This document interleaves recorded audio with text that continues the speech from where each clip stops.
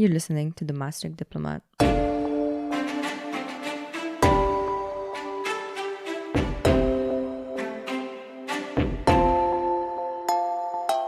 Welcome back to Understanding Europe. Today, Charelle and I will be tackling the large topic of collective memory.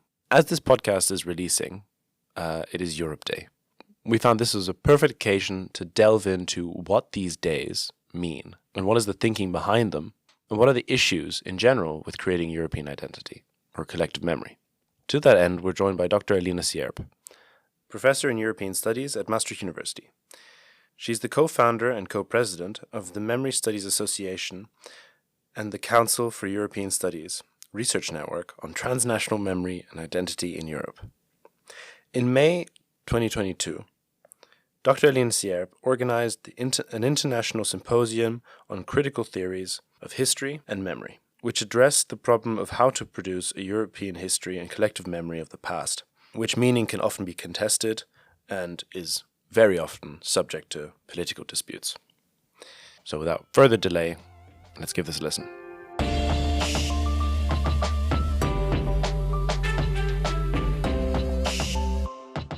Welcome to episode 8 of Understanding Europe. Thank you very much for joining us, Aline. Thanks a lot for inviting me. It's a pleasure to talk to you today. Well, then let's dig right into it without much delay. Today's episode is being released on the 9th of May, also known as Europe Day. But not too long ago, the 4th of May, Dutch Remembrance Day, an important touchstone for Dutch identity and memory of the Second World War, came to pass. There are many such important days, for example, when this episode airs, but there are other significant dates across Europe and the world that are set to remind us of important days or events.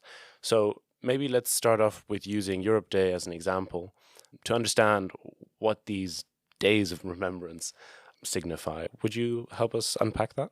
Yes, so Europe Day is the day Europe is celebrated, the European Union is celebrated. It's the 9th of May, which was the day that the Schuman Declaration was made. I will say something about the genesis in a few seconds. What is so important about it is that's one of the very few European-wide remembered days. It's one of the few European Remembrance Days, if you so want. There's not that many of them, and Europe Day is one of them. It's, of course, a very important symbol for the European Union, together with the flag, for example. So if you look at the website of the European Union, then it will be categorized as one of the symbols. Reach is, of course, a different question. So how many people know about this? I think not many, actually. People studying European studies maybe do, or others who are interested in the European Union. But I think if you ask the average citizen on the street, they will probably not know what the 9th of May signifies. How did it come about? This was in 1985, so already some time ago. And it was a reaction to a report that was commissioned by the Ad hoc Commission for People's Europe, which was chaired by Pietro Adonino. The Adonino report is often mentioned when it comes to European identity and European symbols, etc., because it established several things. And one of them was Europe Day. And the aim really was to foster some sort of European identity. And the Europe Day and then also the flag, for example, they were then adopted by the following Milan meeting. That's basically how it started. So Europe Day signifies just Europe. It's a celebration of Europe. Is there any other symbolism or significance to that day, the 9th of May? The 9th of May was chosen not because it was the end of World War II. A lot of people think that. The 8th of May, World War II came to its end with the capitulation of Germany, Nazi Germany at the time. In Russia, for example, the 9th of May is Victory Day. So a lot of people think it has to do with the end of World War II. But this was a coincidence, if you so want. It was the declaration of, the Schuman Declaration, the day the Schuman Declaration was made in 1950, and it proposed the founding of the European Coal and Steel Community, which is considered to be the forerunner of what today is the European Union. It just happened that there was a French cabinet discussion just before, and then there was a really important meeting between France, Britain, and the US government where the so-called German question was going to be discussed. And it was particularly the question of lifting the restrictions on the German Ruhr area and the industries that were connected to it. And the French government wanted to make a declaration just before this important meeting. And it just happened to be on the 9th of May. So it has nothing to do with the end of World War II. But I think the symbolism behind it it's often played on as well, of course, right? The European Union as being also a peace project. Is it true that it's not celebrated in all the European member states? Yeah, I already mentioned a little bit that reach is a different question. So I think some countries are more active when it comes to celebrating it. So in Germany, often there's a whole Europe week organized, so it's not all around the 9th of May. In Luxembourg, it's actually a national holiday. In other countries, hardly anything. And I think, again, citizens are not very much aware of it. If you want to feel Europe Day, you have to go to Brussels, because the European institutions open their doors. They organize lots of activities, often also for children, for example. There's games organized. Citizens can just visit the institutions. It's very much focused on the institutions and associations that deal with Europe, and they organize things. But if you're not in contact, then you will probably not notice at all. Generally speaking, I mean, it was founded in 1985, but the significance and the amount of celebrations increased after the Maastricht Treaty. That was a little bit the moment also when I think the European Union got its name, European Union. But I think it was also the moment when there was this felt need of increasing the amount of possibilities for citizens to connect somehow. And that was the moment when, the amount of celebrations also increased. The other element that is important to mention is maybe that Europe Day was often used by candidate countries to lobby for the European Union. So Poland used that extensively in the 1990s. So they used that day, if you so want, to really harness support and make things visible. And you can also see that in the Balkans, in Ukraine. So everybody who's standing at Europe's doorstep, for them maybe Europe Day signifies even more something than it does for the actual member states. So as you said, it was something that candidate member states used to lobby for the European Union. So it seems like picking a remembrance day specifically for Europe has a role to play on the way a member state feels a sense of belonging to the European Union, if that makes any sense. So based on your field of study, can we maybe explain what role does memory play in that? Yeah, I mean, you can answer it in a very philosophical way, of course, which is that memory is the basis of our sense of being. Sense of belonging you mentioned. Memory and identity indeed are very closely interrelated. It's almost impossible to detangle them. And memory has the power to integrate societies, integrate groups. The future tended to have that as well. So for a long time, the future was the integrating force for societies, European societies particularly. But there's a lot of talk about the future not playing that role anymore. And since then, since this memory boom has started, really, there's a lot of focus on the past, and the past as being something that could integrate and could bring people together. And then when we're talking about the past, we're really talking about the memory of the past, not about history or historiography. So when we're talking about memory and we're talking about European identity or this field of study, there's a lot of terms that come up, like collective memory or lieu de mémoire or all of those terms. Is it possible to break them down a bit to understand before we dig deeper into this topic? It's actually complicated in the sense that the different terms mean different things depending on the disciplinary background people come from. And some sort of jargon, if you so want, has only developed fairly recently. So I think there's agreement on certain terms now, what they mean, but there's still discussion about many of them. I'm just going to pick out the two most obvious ones, because I think anyone who deals with memory will stumble over them. One of them indeed being collective memory. That's a difficult term because it's multi-layered, and there's an inherent paradox in it, because you think about memory of saying it's something that's very individual, right? You as a person remember, so how can it be collective?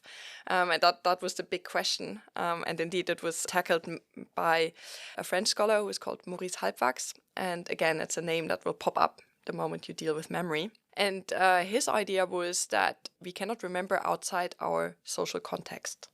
So you cannot possibly remember something just by yourself. There's always a social context that frames the way you remember, to the point that sometimes you cannot distinguish anymore.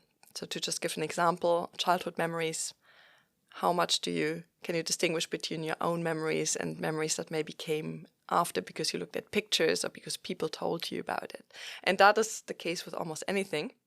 Now, that doesn't explain enough. So other scholars decided to break the term down further. And I think the most useful description of this was coined by Jan and Aleida Assmann.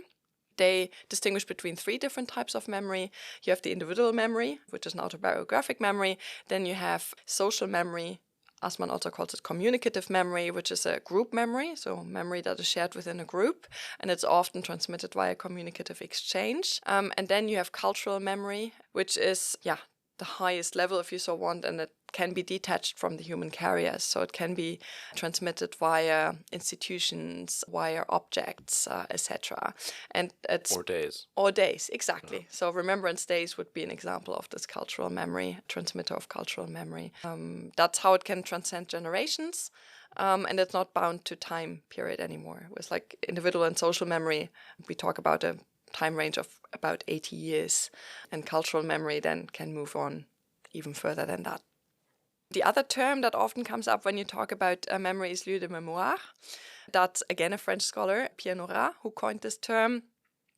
And initially, he used it to describe a very French setting, if you so want. He came up with this massive, I think, 9-volume oeuvre of descriptions of French lieu de mémoire.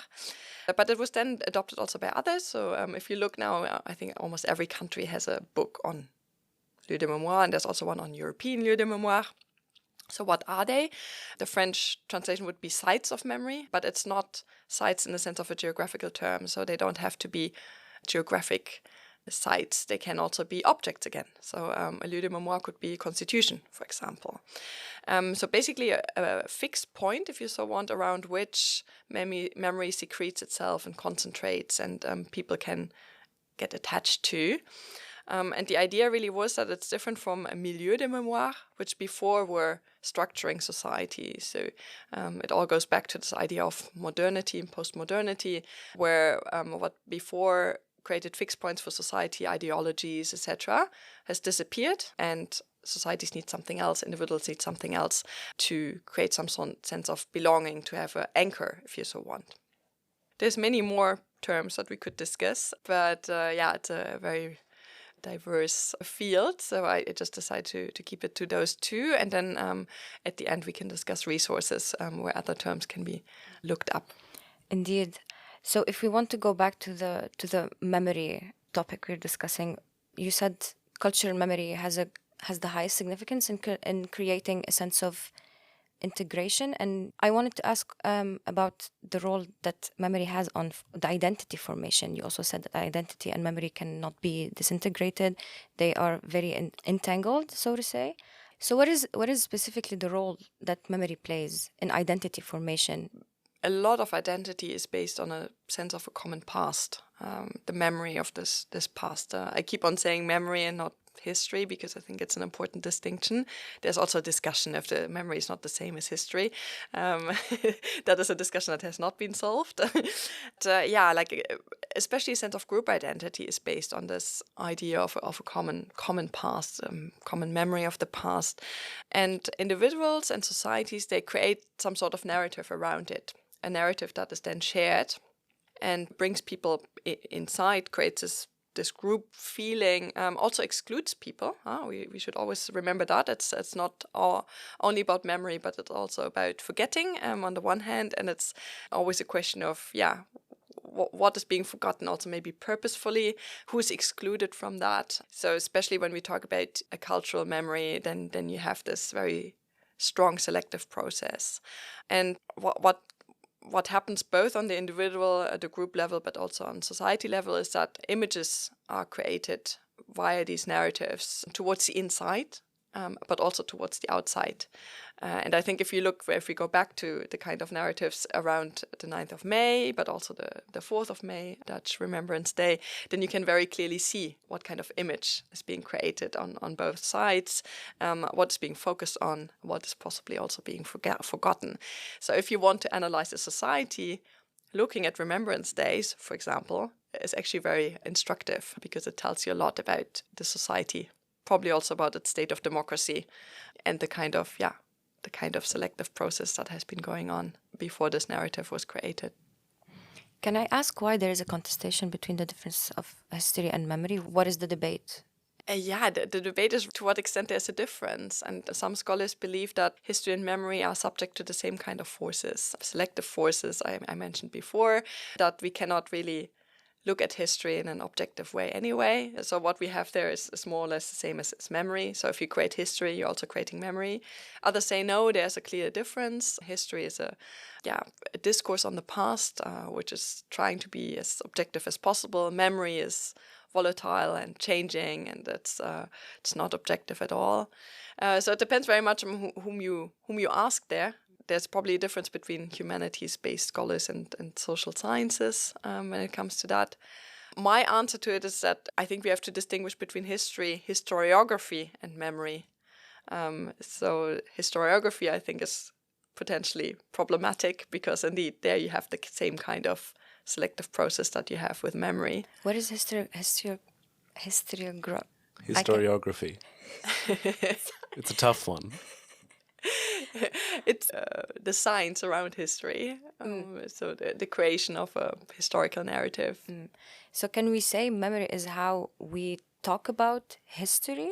Is that something that can be said in that debate or no? Yeah, how we talk about the past. I always prefer using the term past because that's just more encompassing. It's maybe also less contested than the term history.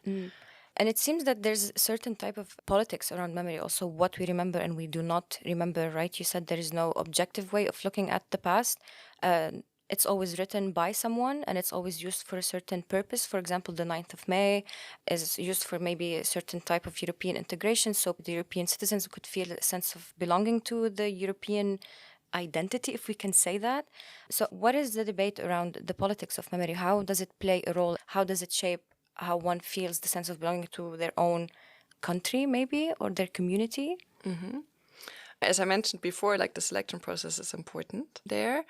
And then the way the memory changes according to political and social needs. So something that we remember, maybe we like to remember, I should say, some decades ago is maybe not a memory anymore that is wanted. And a very good example is the contestation around statues that we have witnessed in the last years. That's a very good example because, of course, these statues were put up with a certain idea in mind, usually glorifying a certain past. You can see that really nicely in the Netherlands, I think, with references to people that were particularly active during the Dutch Golden Age.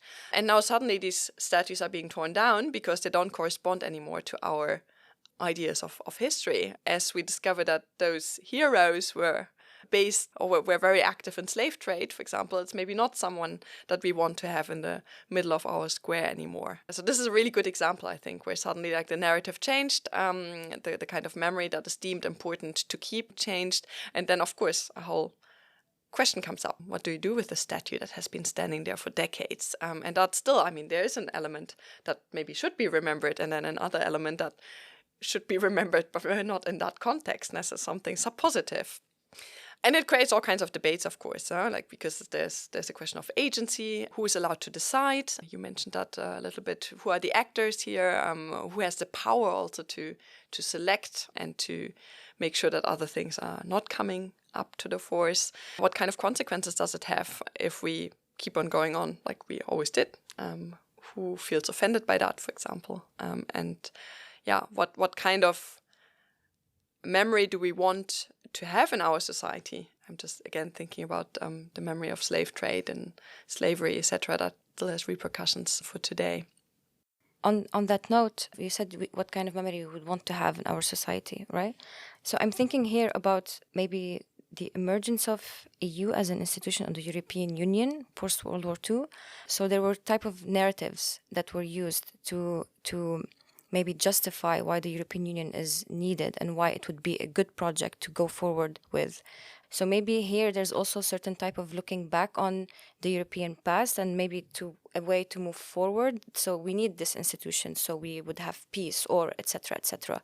What were the narratives that the EU used so they can have a more sense of integration or a justification to look back on the past and also to justify this project? What were the prominent narratives?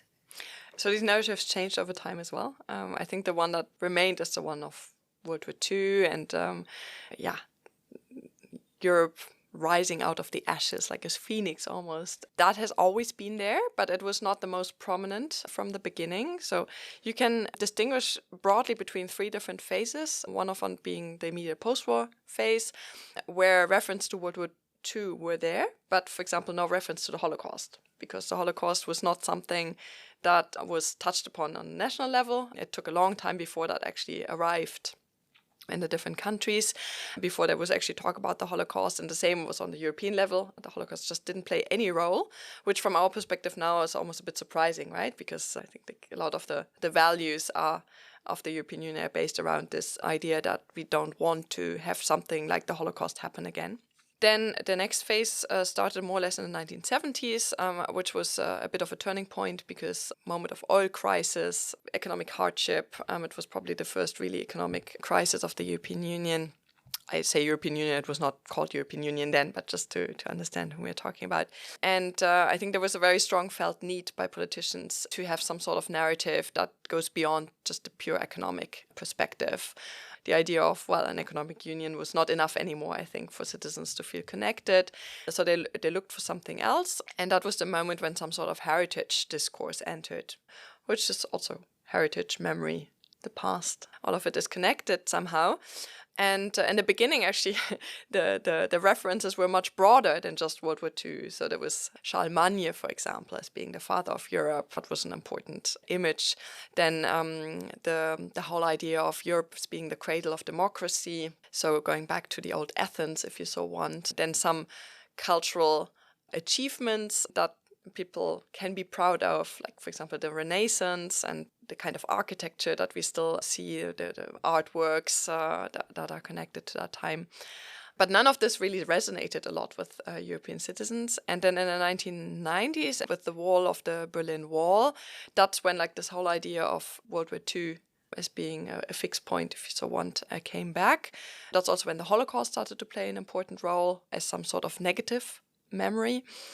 And then, of course, the memory connected to the end of World War II, the experiences of Central and Eastern European countries came also to the fore, particularly strongly after the first enlargement, of course, when 10 Central and Eastern European countries joined. So the whole narrative that the European Union or the Western states of the European Union had built since 1945 was suddenly a bit called into question. And how was this called into question? What were the differences?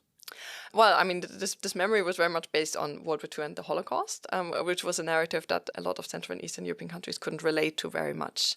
And they felt that their own experience, where World War II was not the end of a time of oppression, but only marked the beginning of a new occupation, was not recognized.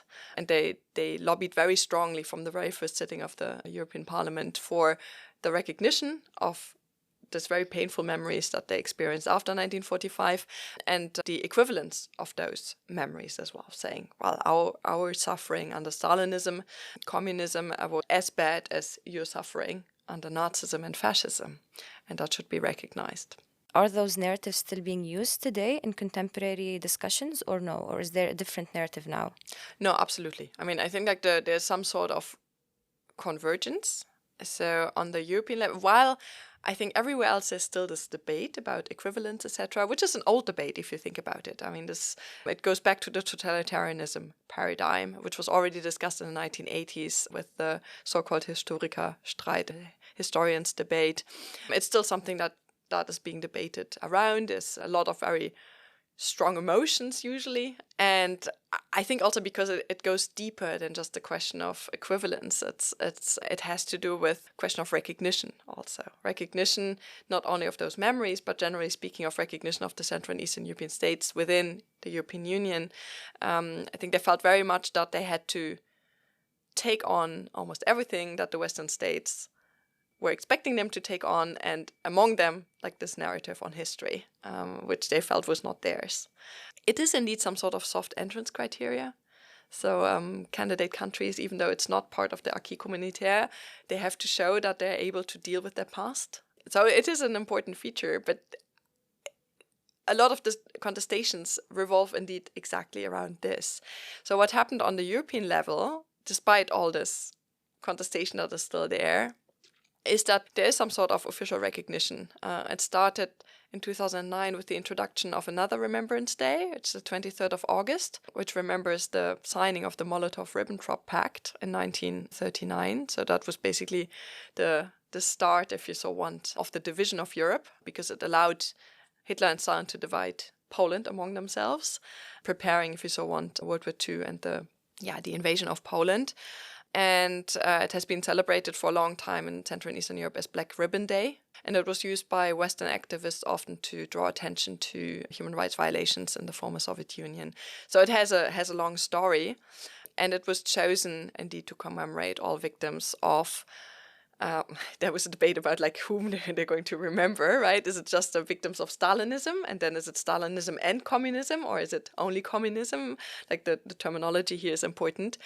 Or all totalitarian regimes, and then again we have the whole question of totalitarianism, what falls under it and what doesn't. So lots of terms that are very debated and are very complicated in a way. But this was the compromise, if you so want, of having this specific Remembrance Day that is clearly geared towards recognizing officially the narrative of the Central and Eastern European states. And you can see that I think since then, contestation within the European Union has also diminished. So there's a lot less than there was before. And this kind of narrative of saying, well, there's equivalence between those experiences runs through also when you look at resolutions that were passed later, the newest resolution on the importance of the past, for example, which was passed in 2019 by the European Parliament. That makes clear references to those past experiences of all Europeans, but then moves on and talks again about the future. So that's interesting, right? Expressing the idea that if we don't deal with those memories in an adequate way, the question is what is adequate? But again, I'm just opening all kinds of like boxes, question marks here. Then there's a huge risk for democracy.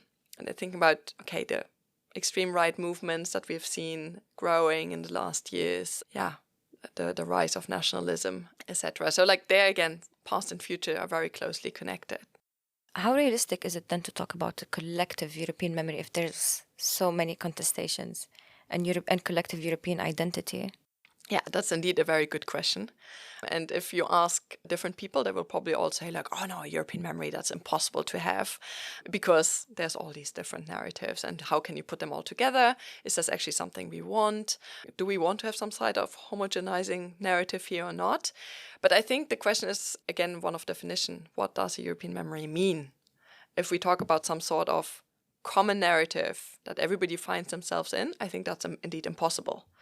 But if we talk about a space, a framework, where these different memories can be listened to and can be exchanged, then I think we can talk about a European memory, which sounds a bit funny, but like this whole logo of United in Diversity would also apply there. One point I actually wanted to pick on was considering for example, the war in Ukraine. You said mostly within the European Union, these contestations have, let's say, diminished or figured a way to coexist. What is the elephant in the room, the other contestation that does exist, maybe outside the European Union? How does that play out here? Yeah, I mean, you asked before, like how those narratives also still play out in contemporary politics. And I think the Ukrainian war is a good example and point, because if you look at the way different actors have tried to legitimize certain actions, they usually went back to historical analogies. They used memory very much as an argument to say, okay, we have to do this because on the one hand, but then if you look at Russia, they were doing exactly the same. So I think like the use of history here, the use of memory has become so blatantly obvious since the Ukraine war that whenever you talk to someone about the importance of memory and how this is being used also politically, abused politically, I think everybody is quite aware of like what the kind of power that memory can have when it comes to legitimizing actions, and they can go in both directions. So Russia is using the same that the European Union does for their own purposes. So we go back to memory being very malleable and being also a tool, a political tool that can be used by different actors for different aims and needs. And to that point, since the celebration on the 9th of May in Russia is very different, how do this narrative, how does it compare to the one that has been created now within the European Union? clear differences there, right? I remember very much a couple of years ago when Russia staged this huge, pompous celebration that everyone in the European Union was watching this and going, okay, we are so far away from having some sort of common interpretation also of the end of World War II here. And maybe it was already preparing a little bit this shift or this rift, if you so want, in the memory landscape that we are moving in, which became very obvious now with Russia just moving in a completely different direction. We have been talking about post-war memory in the EU for the majority of this discussion, but maybe if we want to bring it to the present moment of the current debate, where does Europe's colonial history figure into this debate? How does Europe look at its past, and what kind of memory and narratives around that memory and that past does it construct to deal with this history? It basically doesn't. No, colonialism is a huge gap in European memory. It's really a white spot. It's maybe not surprising if you look at the national level, because it's exactly the same story there. This is a big problem. It has not been faced properly by any European country, and the European Union is really no exception there. It's as active they were when it came to memories of other wars, as silent has been the European Union so far when it comes to the memory of colonialism. And of course, I mean, there's differences between different countries when it comes to dealing with this past. Some have dealt a little bit better than others, but I think in all national countries, member states, this image is a little bit the same. So yeah, this gap really. And if we then move on the European level, on the one hand, while there's a silence, this has not been adequately addressed anywhere, especially not in terms of atonement, symbolic atonement, but also not in financial terms in any way, of course. We should always keep in mind that the European Union also doesn't have any competences in that field. But they have been very active when it comes to World War II. We talked about the experience of Stalinism, etc. And then colonialism is just silenced. If you look at colonialism in the European Union as a term, then you find discussions about internal colonialism, for example, right? I mean, Ireland on the one hand, but then also the Central and Eastern European states that somehow feel colonized, if you so want, by the Western states. If you search, I did that because I wrote an article about this, so I looked at like how often and in which context colonialism appeared in the data repository, and the only thing that came up was references to trade relationship with former colonies, for example, or, like I said, those accusations within the European Union of internal colonialism. And part of it, I think, part of the reason why there's this gap is because on the national level, not much has happened. And I think very often the European Union can only move properly if something has already happened on the national level. Otherwise, you have very much a top-down approach, which is often not very successful. And then at the same time, you also have lots of countries that so far have blocked any kind of movement into that direction because they feel that this is not part of their history. And of course, we do know that some countries had bigger colonies than others. Some countries didn't have any colonies.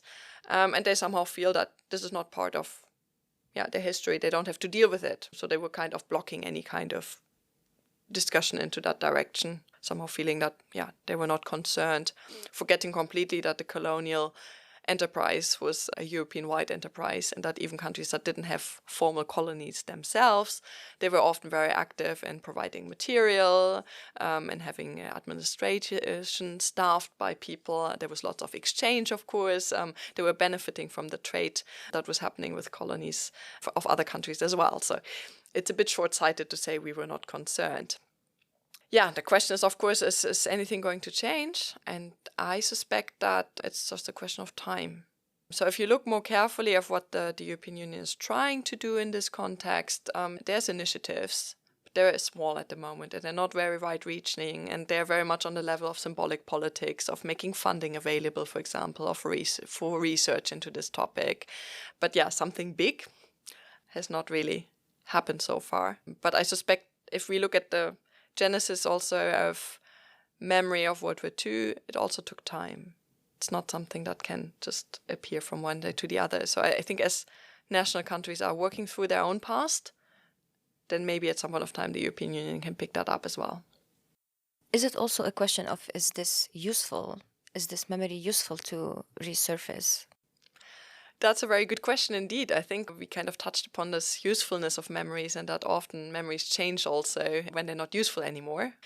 And I think the memory of colonialism could be useful memory, right? Again, it would be a screen memory, a negative memory, something we don't want to repeat. And the values that are stemming from this could be important for the European Union. But of course, it's also an external memory to a certain extent, right? The victims are not in Europe. Well, except for those that moved to Europe. But a lot of them are outside of Europe. So I think that also plays a role and explains why there was so little movement in that direction. So all of this kind of shows the difficulty that is creating a European collective memory and collective identity in that way. So to bring it back to the beginning of all of this, you organized an international symposium on critical theories of history and memory, which addressed the problem of how Europe produces a European history or a collective memory of past events. Could you maybe elaborate a bit about this symposium as we come to the end of our podcast? During the symposium, we faced a different difficulty, which was bringing together people coming from critical theory, historiography or history, and political science. And we discovered very quickly that we were not speaking the same language. So we had to make a huge effort to explain to each other what we meant. And I think I'm kind of used to that because memory studies is very interdisciplinary, and you always have to explain maybe more than you would do in a different context where people come from the same kind of disciplinary background. But there it was particularly strong, I think. And we are trying to make a publication out of this now, so it's going to be a special issue. It's under review at the moment with history and memory. But even while the articles came in, I just realized how difficult it will be for us to pull it all together, simply because, there's just so many different ways of looking at this topic. And we are so used to moving within a certain community that all speaks the same language, that then suddenly when this is being thrown up, it's more complicated to do so.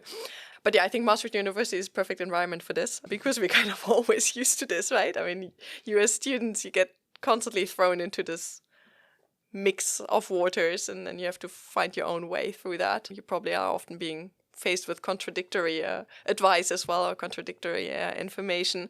So I think, this was a very Maastricht experience to a certain extent.